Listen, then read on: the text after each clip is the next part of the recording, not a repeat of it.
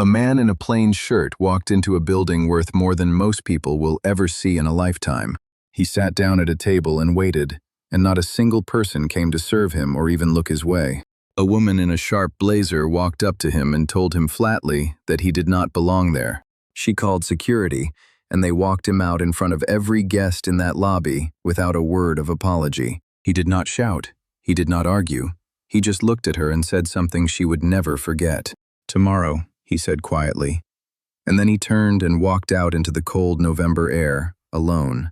One young woman at the front desk saw everything happen and felt something crack open inside her chest. She followed him outside and said the only honest words anyone in that building had spoken all morning. What she did not know was that this man owned every floor, every chandelier, every inch of marble she stood on. The next morning, a name was announced in the staff meeting that turned every face in the room white. The woman who had thrown him out was still holding her clipboard when the truth hit her like a wall of glass.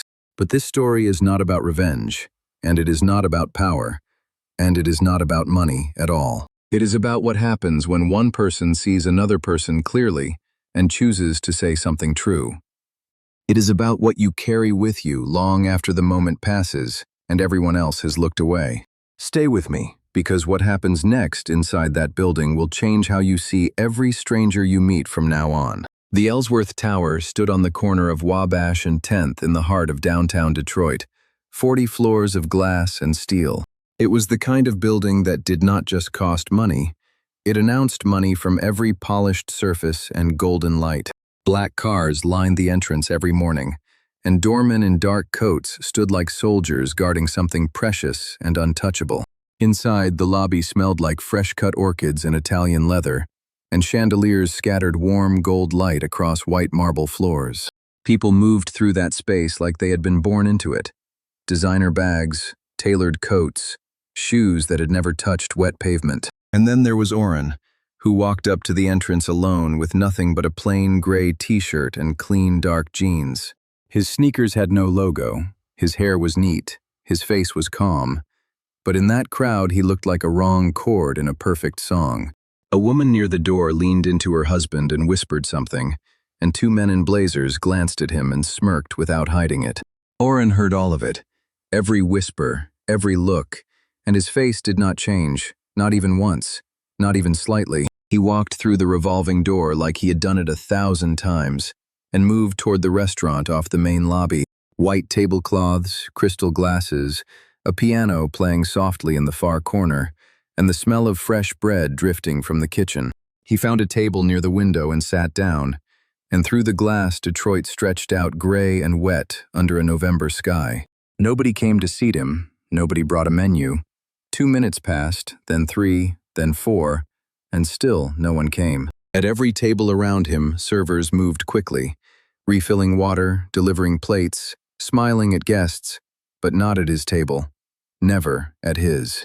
Then heels clicked across the marble floor, fast and deliberate, and a woman named Felicity stopped at the edge of his table. She was the restaurant floor manager, mid-30s, sharp blazer, clipboard in hand, and she looked at him like something misplaced. "Excuse me," she said. And Orrin looked up and said he was just there to eat. Nothing more. Nothing complicated. Her eyes moved across him slowly, the t-shirt, the jeans, the no-brand sneakers, and then back up to his face with a thin smile. "Are you a registered guest?" she asked, and he said no. And she asked if he had a reservation, and he said no again. She tilted her head and said this was a private restaurant, and walk-ins were handled based on availability, and then she paused and said, "Suitability." Orrin did not blink. He just said quietly that he was suitable, and something shifted in the air between them like a wire pulled tight. She told him he might be more comfortable somewhere else, and he said she thought he could not afford the menu, and she did not deny it. He asked her to finish her sentence. Better suited to what? And his voice stayed quiet, but the question filled the room completely. The table next to them had gone silent. A man in a navy coat was watching. A woman 2 tables over had stopped mid-sip. Felicity straightened and gestured to 2 security guards near the entrance, and they came over without a single moment of hesitation. "Please escort this gentleman out," she said, and Orrin stood slowly and looked at her with a gaze she would remember for years. "You are doing this because of what I am wearing," he said, and she replied that he did not have a reservation and this was not the right place for him. Something moved through his eyes fast, like a door opening and closing in the same second, and he said, "Okay," and let them walk him out. The lobby watched it happen. Some looked away, some did not. And at the front desk, a young woman named Iris saw everything. She was 24, 6 months into the job, and she watched Oren get walked to the door and felt something tighten hard in her chest. Outside, Oren stood on the sidewalk in the cold air and looked up at the building and at his own faint reflection staring back at him. He said one word quietly, almost to himself, "Tomorrow." And then he turned to leave into the gray November wind. "Hey, wait," a voice called behind him, and he stopped. And Iris was standing just outside the door with her lanyard still bouncing against her chest. "I am sorry," she said. "What happened in there was wrong."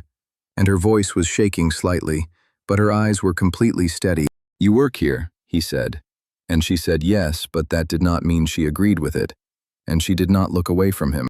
He studied her face for a moment and saw something there that was not pity and not performance, just honest discomfort at witnessing injustice. He asked her name, and she said Iris, and he said his name was Oren, and he nodded once and walked away into the cold. That night, Felicity sat in her office reviewing numbers with a glass of wine and a quiet satisfaction that she had maintained the standard. She said the word standard again to herself, quieter this time, like a word repeated so often it had lost its shape entirely. She was not thinking about him anymore. She had already filed him away as a solved problem, and that was her greatest mistake. The next morning at 7, the senior operations director, a man named Garrett, called an all-staff meeting in the main conference room. "We have an ownership visit today," he said. "The owner of Ellsworth Holdings is coming for an unannounced walkthrough. Everything needs to be flawless." Someone asked who it was, and Garrett looked at his notes and said the name, Oren Ellsworth, and the room went completely silent. 3 seconds of nothing, and then the room broke into controlled panic. Stations double-checked, uniforms straightened, staff moving with sharp, desperate purpose. Felicity stood in the center of it all, with her clipboard gripped tight, and her face was doing something complicated that she could not hide. At 8:47, a black car pulled up, and Oren Ellsworth stepped out in a dark, fitted coat and a watch the doorman recognized instantly. Same face, same calm eyes, completely different context, and he walked through the lobby slowly and stopped at the restaurant entrance and looked at Felicity.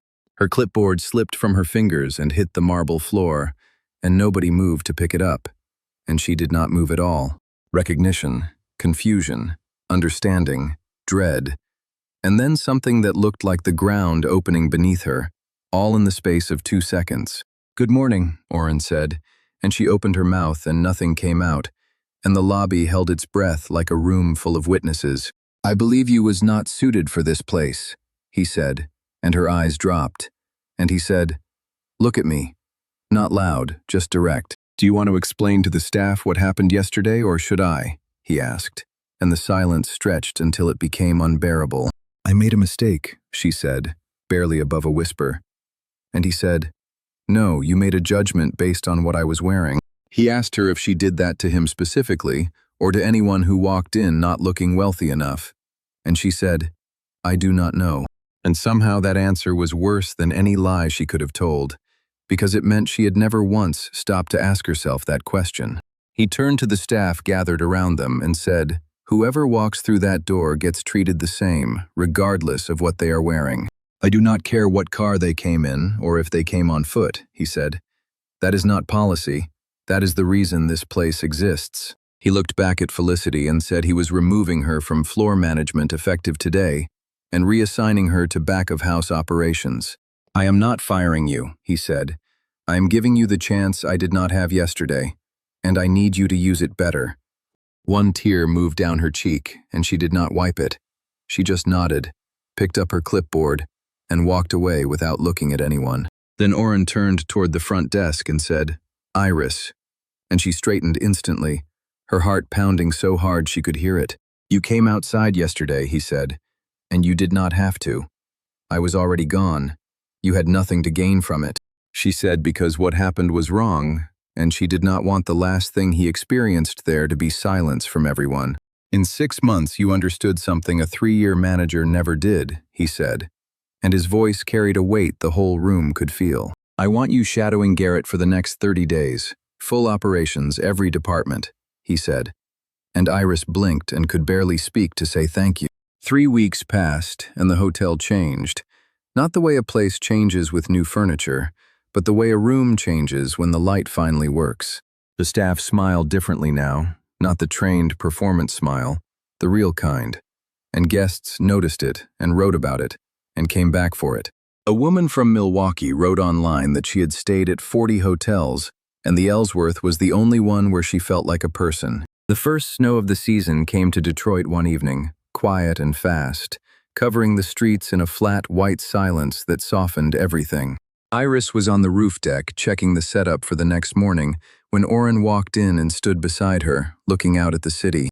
You never asked me if I thought you made the right call, she said. And he said, did you? And she said yes, both times, every time.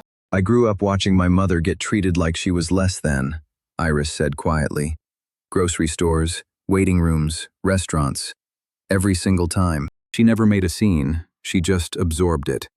And I promised myself I would never be the person who watches and says nothing. You know this feeling. The moment you see something wrong and your whole body tells you to speak, but the world tells you to stay quiet. Do not ever judge a person by what they are wearing, because what is underneath does not change. And one day what is underneath is exactly what you will answer to.